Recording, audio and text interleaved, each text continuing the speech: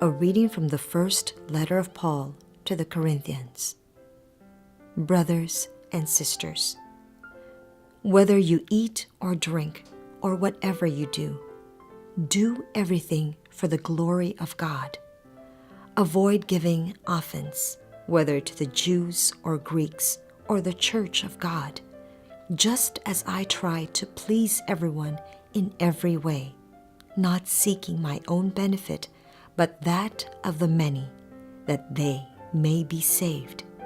Be imitators of me, as I am of Christ. The word of the Lord. Our second reading for this Sunday comes from the letter of Paul to the Corinthians. When we were dealing with the first reading, we reflected on the sickness called leprosy from the point of view of purity.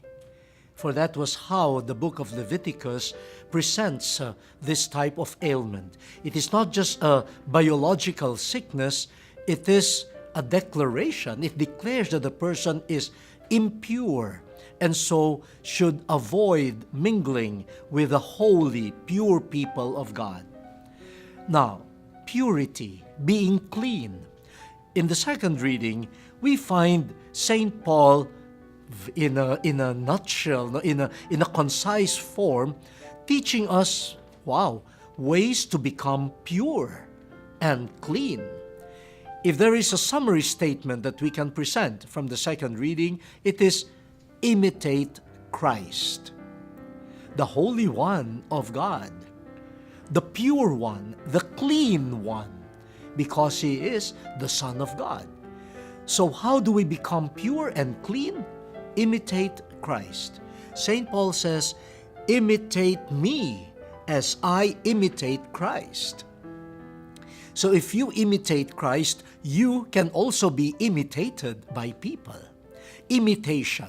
Imagine if someone tries to live according to the ways of Jesus Christ, the ways of holiness and purity and cleanliness, then that person who takes upon himself or herself the Spirit of Jesus is worthy of imitation.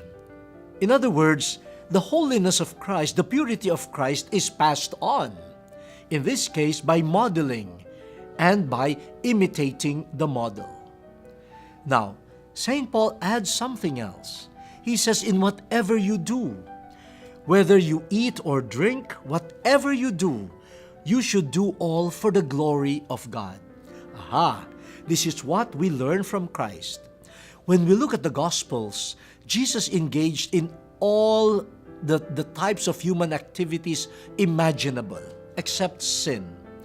But Jesus did everything, eating, resting, dealing with people, drinking, attending a wedding party, etc. He did everything for the glory of God. That makes our actions and our persons pure and clean.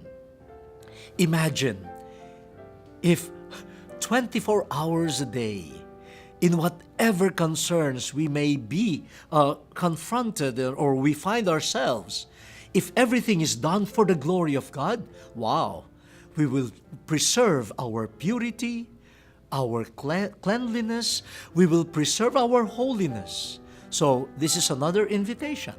No? Do everything for the glory of God. And then the final thing that St. Paul teaches the Corinthians as a path to purity, he says that he did everything to please people. Okay, now what does it mean? Was St. Paul wishy-washy? Was St. Paul a compromising person? Was he a pleaser, doing everything just to please somebody else? No, what he actually means is this. He says he tried to please people in the area of not seeking his own advantage. Aha! He was looking for the good of other people so that they could be saved. This is the type of pleasing other people, looking always for their good and their salvation, doing everything not for the self. The motivation is not self-promotion. The motivation is what is good for the others and what will redound to their salvation. This is how we can be pure. Imitate Christ. Imitate Christ who did everything for the glory of God. Imitate Christ who always did things for the good of other people and for their salvation.